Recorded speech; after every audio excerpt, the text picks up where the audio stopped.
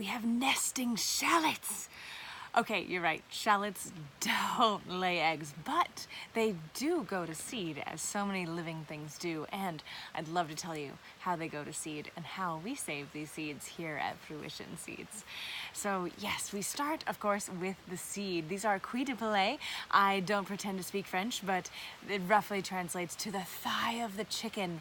This shallot was gifted to us from our dear friend Patrice Fortier, and it is an exceptionally sweet and very long-storing shallots. So we grow them in their first year and they look like this. They store over the winter. Some of them are larger, some of them are smaller. The small ones we eat, while the large ones we save for seed.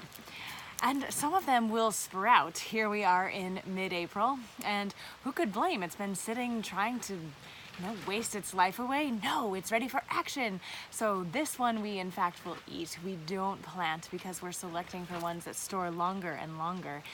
And here's what happens.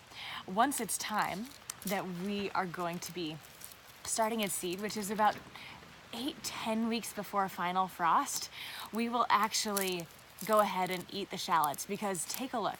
There's this whole stem that's coming out here and this whole root that's coming out here. The apical bud, even though this is the growth tip on the shallot, the apical bud is deep within its basal root plate. So I'm literally going to use a very sharp knife without a cutting board. This is as much of the shallot as we need, friends, for seed. Isn't that amazing? The rest of the shallot, I'm eating for lunch. And I'll probably saute it, put it on a salad, maybe even toss it on a slice of pizza as well. And yeah, there's a basal root plate. That is all we need. So all of these we've already started, and we've just transplanted them in mid-April in our high tunnel. And I've literally planted them basal plate down, and each of the growth points, you can see them coming up. There's multiples in shallots. And we're covering them. You can see this hoop and the white rime row cover. So we're covering them as well, just so they have a little more warmth, especially at night, just to get them started. But these are going to be 4-5 feet tall. They're going to be beautiful. They look like fireworks with these long, strong stems, bright green, totally columnar, totally hollow, with a great big 4 or 5 inch ball of hundreds of white flowers on top that will attract all manner of native bees, honeybees, other pollinators like butterflies. And then once those seed heads, once they pollinate and become seed heads and turn nice and brown, golden, and crispy dry, we'll harvest them and save them, put them in packets so we all can do it again. Here is another thing to keep in mind. We're gonna stake them because they get quite tall, but especially, they'll flop over if we don't stake them. So every 5 feet we're putting in a stake and keeping them nice and corralled. Another thing to keep in mind, these in fact are seeded shallots, which means they're in fact not true shallots. You're right. We in fact have true shallots also on our website. Check out our French gray, the griselles. But a lot of the classic, what we think of as shallots, are in fact Latin moment Allium cepa. So they're the same genus species as onion, which they're selected to be sweeter. They're their own thing for sure. They're not an onion, but they're not technically a true shallot either.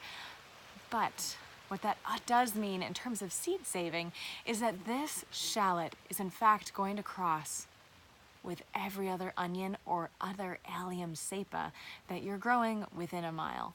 So chances are that's not a big deal, because here, especially in the Northeast, Zone 5, how many people are growing onions for seed? Not many. The allium, by the way, that's like the purple allium that is the spring ephemeral flower, that's the bulb that you plant and then is this beautiful ornamental. Different genus, different species, no sweat. But yeah, there are a few things to know about growing shallots for seed, and now you have a really solid start on them. The thing mostly that I love about the fact that we just are saving these shallots for seed is that we can have our cake and eat it too. Other things like kind of a head of lettuce, I get a few leaves of lettuce, but mostly I'm letting that I'm letting every single one of those leaves be a solar array to generate seeds in my life. So I'm either eating that lettuce as a head of lettuce for supper, or I am saving that head of lettuce for seeds for the next generation. A or B. With these shallots, I'm having my cake and eat it too. I'm literally eating this massive, awesome shallot, and I'm planting this basil plate, which hardly has any food left for me, but has plenty of the food that this shallot needs to go in the ground and grow the next generation of shallots. Saving seeds is so amazing, friends, and I love that you have paid so much attention. Now is the time that we actually go out and do things, though. So go out, go save seeds. Let me know how it goes. I can't wait to share more.